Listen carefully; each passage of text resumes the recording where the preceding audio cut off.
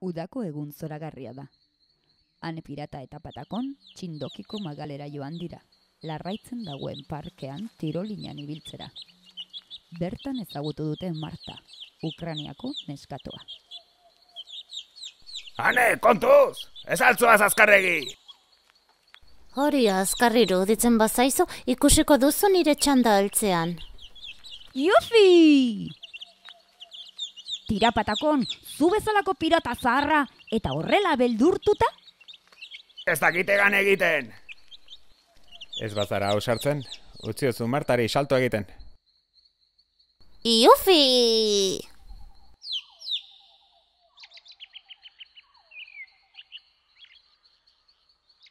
Zu Martaren aita izango zara.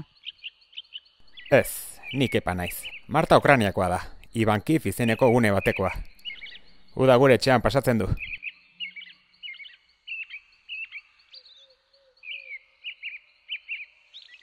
Oporretan etortzen zara Euskal Herrira?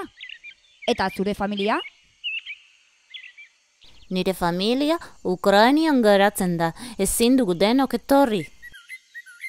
Txernobilgo zentral nuklearretik oso gertu bizi dira. Oso ingurune kutsatua da eta Euskal Herrira aire garbi arnastera etortzen dira Marta eta bere herriko beste haur asko. Txernobilen gertatu zen aspaldi istripu nuklear larri hura, ezta? Denbora asko. Ja 1986an, leherketa gertatu zen, eta ingurune guztiak kutsatu zuen erradioaktibitateak. Gu askoz beranduago jaio ginen, baina kutsaduraren ondorioak sufritzen segitzen dugu. Lurra kutsatuta dago, bertako baratzetatik jaten dute. Eta beraz, kutsatzen jarratzen dute.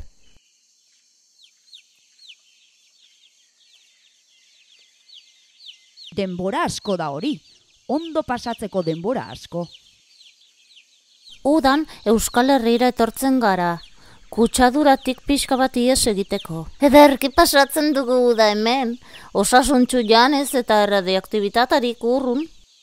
Osasun mundu erakundearen arabera, adin txikikoek kutsatutako eremuetatik kanpo pasatzen duten hilabete bakoitzeko, beren bizitza itxaropena 12-18 hilabete bitartean luzatzen da.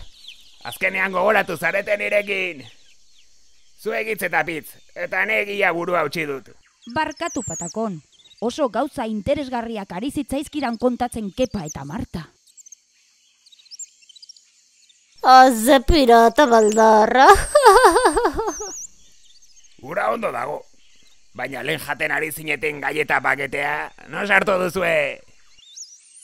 Hemen daude galleta guztiak. Patakon gaixoa, kolpea hartuta eta gainera goseak bueltatuko da etxera. Marta berriz, indartxo eta vitaminaz beteta itzuliko da, bere gaietak eta patakonena jan ondoren.